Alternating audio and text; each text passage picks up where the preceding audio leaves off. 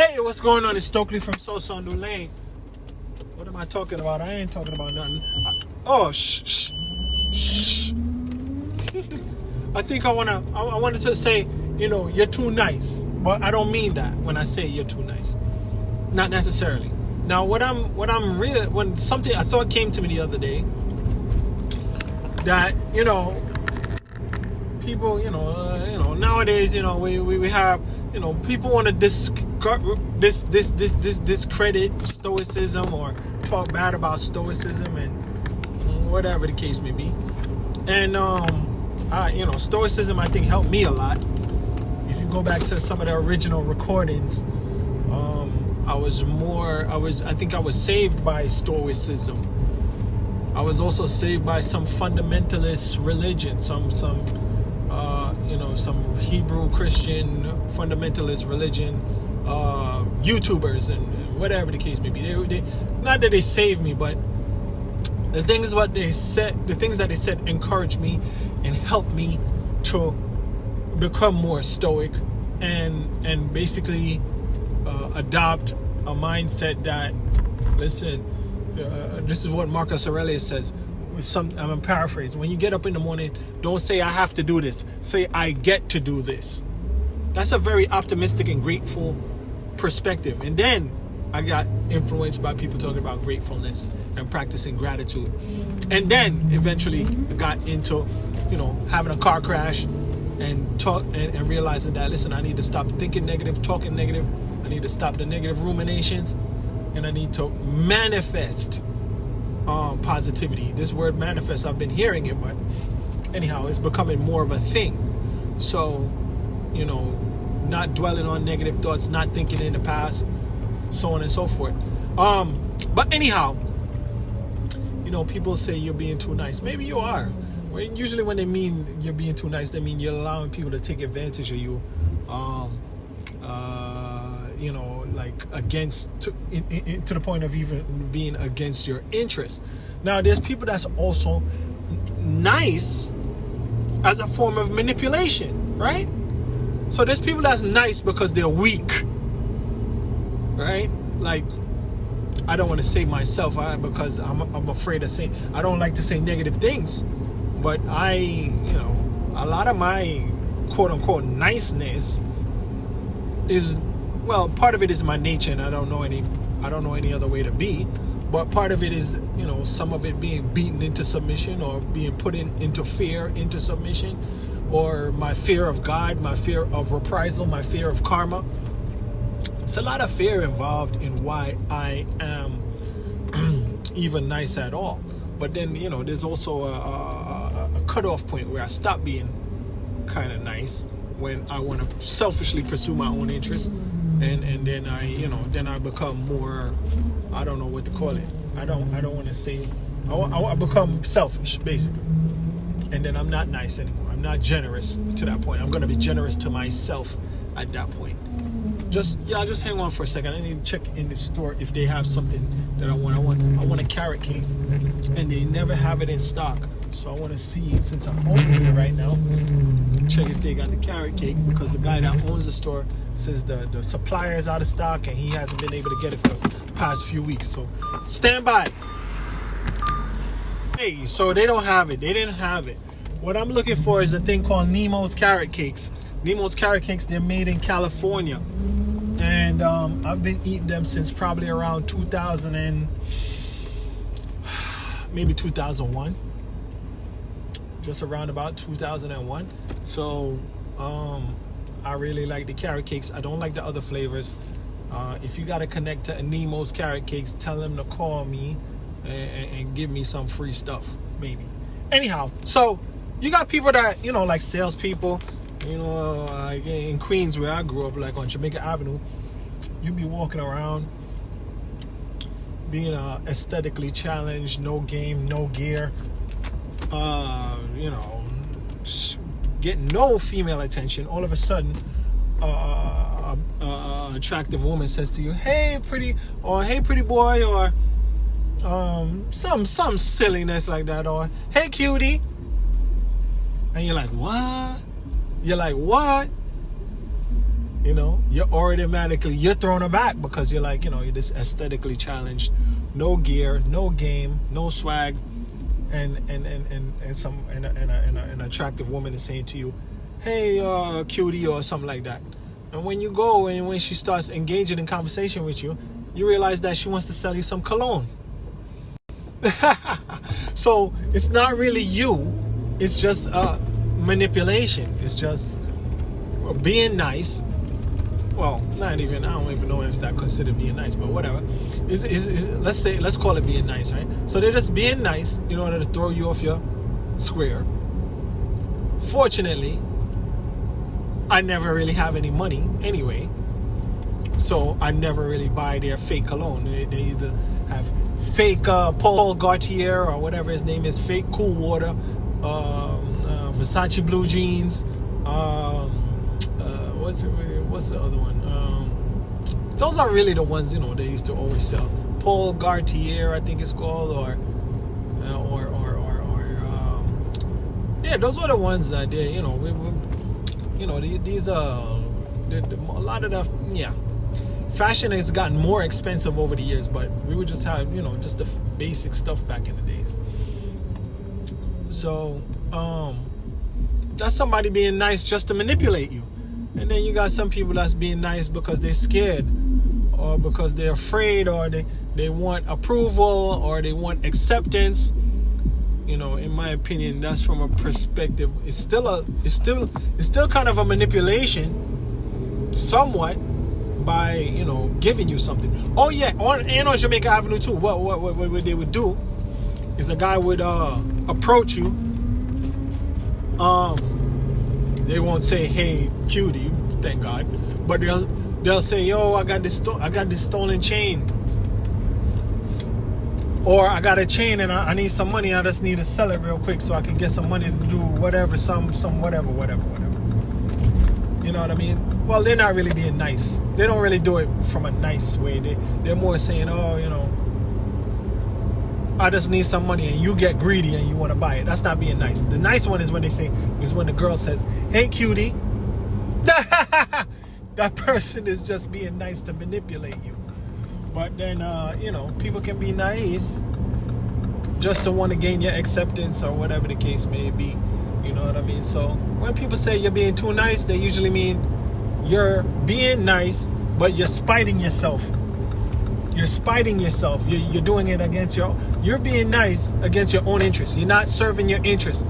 You're being nice and you're still not serving your interests. Now, every time we do something willingly, we're serving our interests. If somebody got a gun to your head, and you do whatever they say, you're doing it for yourself. You want to do it to survive. So even the person who's allowing themselves to be taken advantage of and considering themselves doing something nice or being nice, they're working out their interests. Or even if they don't think they're being nice, or people looking at them and saying, "Oh, you too nice." Like the other day we had my son had a birthday at this place. And before the birthday started, we had a separate room. So I started sweeping up the room, cleaning up the room, and all that, yada, yada. So they came around now with the bill, and they suggested some crazy gratuity. Like $200 gratuity they wanted. I was like, oh, no way. So anyhow, like an idiot, I gave them $100 gratuity. Now, the group that was in the room before we got there was some real gangsters, I would say. Now me, anyway, I'm just speaking off the cuff, man. I'm not talking bad about myself. I'm like a little nerd, so I'm over there sweeping. I don't mind sweeping. I like my, whatever. I don't mind sweeping. I don't mind cleaning. I swept and cleaned at Chuck E. Cheese for 3 years, and I enjoyed it. But anyhow, so when it's time, they weren't rushing those people out of the room that we were supposed to occupy. But when the time came for us to occupy the room, they wanted to rush us out. So you're nice to people. You give them a crazy gratuity, even though it's half of the gratuity that they wanted. But if you give them a crazy gratuity, they still treat you like junk. So when people say you're being too nice, is when you're allowing people to take advantage of you, or abuse you, or not serve your interests, or you're not gaining from you overextending or extending yourself. Now, in other cases, you can use, what are you doing? In other cases, some people can use niceness as a manipulation. I'm going off tangent anyway, but Machiavelli says always appear pious. Or, they say, be kind, be kind, be kind. I forgot where that came from. But some of that is only in appearances. You know what I mean? Look at these charity organizations that embezzle money sometimes, or even these religious institutions that say, oh yeah, we're out here doing work for the deity, but they're actually serving their own interests primarily. We're always serving our interests. It's just, is that transaction benefiting you? And the funny thing, I went to church today. Well, not the funny thing, but I went to church today. And, most of the time I say, I fear God, right? I want to love God. But I fear God, right? But, the fact that I'm rebellious shows that,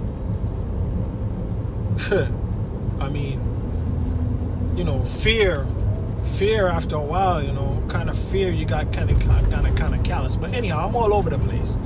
So the guy was saying, hey, listen, when the preacher was saying, love isn't you saying you love somebody when they do something for you. That's a transaction. But I believe every relationship is transactional. Me personally, I don't fear God or talk about God or worship God or pray to God or talk to God because I don't want anything. I want something. I want him to help me. I want him to protect me. I want him to provide for me. I want him to take care of my son. I want him to take care of my family.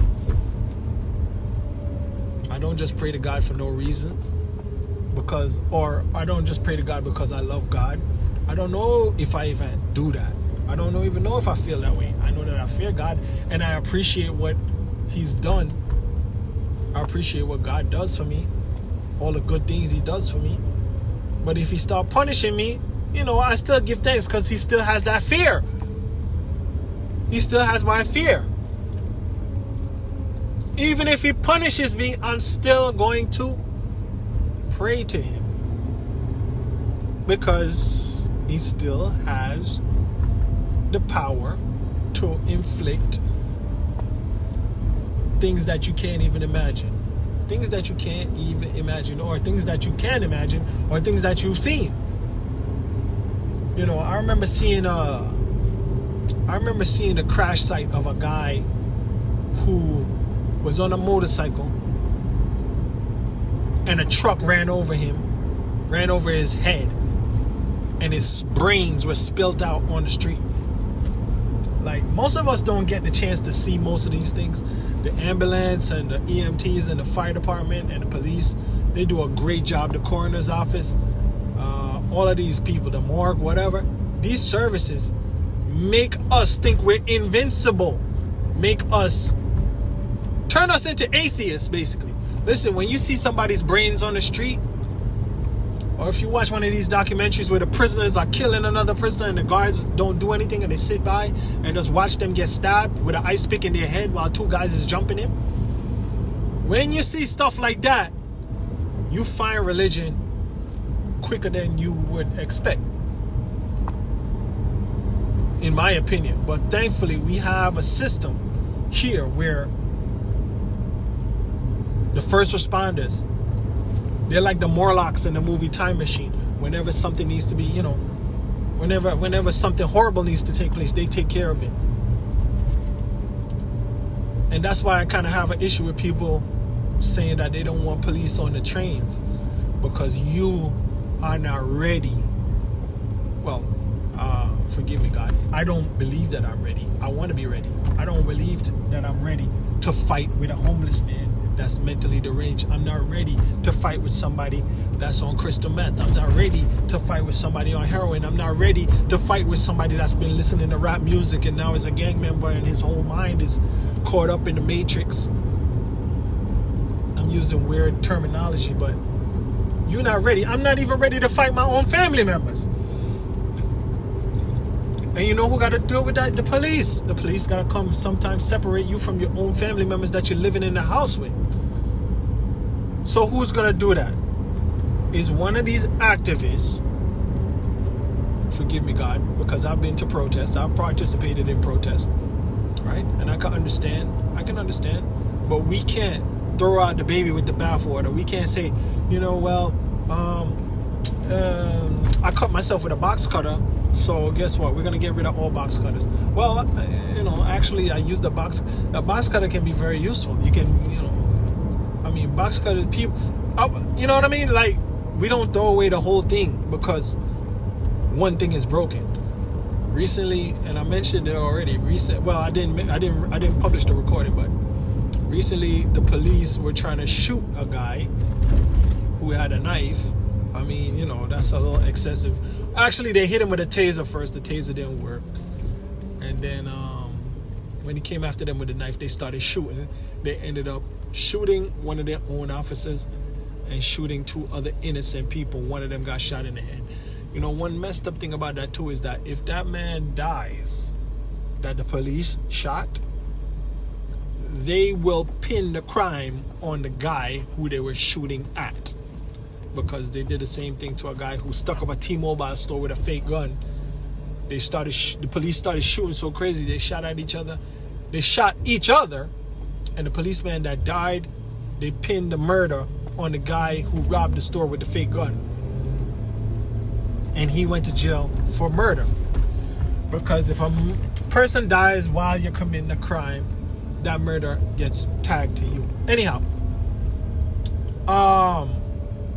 in the commission of, I think, maybe a felony or something. I'm not sure. I'm not a lawyer. I'm saying too much. Anyhow, let's get back on track because I've gone off on a tangent. Being nice is transactional. Are you getting what you need? Are you getting to survive? Are you getting acceptance? Why are you being nice for? Are you being nice because you're totally altruistic, you just love people? Or are you getting a psychological wage like Du Bois says, right? I forgot what the thing that comes out in your head when you do stuff for people. Serotonin? Is it serotonin? I think it's serotonin. When you do nice for people, when you show people love. They were saying it in the church today. This church is cool because guess what? They have a more high income, not me, but they have a more high income clientele. Educated clientele. So when they're talking, they can't talk too fantastic. They have to connect the science and the fantasy. They have to connect the science and the theoretical. They got to connect the theoretical to the empirical. They're going to connect the fantasy to reality, to real data. And that's what they did today by having one social worker and one clinical psychologist. One of them had 15 years experience. I don't know, the other one probably has like 20 years experience. And they were speaking about mental health. So the cool thing about this church, they don't only talk about fantastic spiritual stuff. They also bring the science and research and the statistics behind it. And I find it very beneficial, and I find it very relatable the way that they do it, because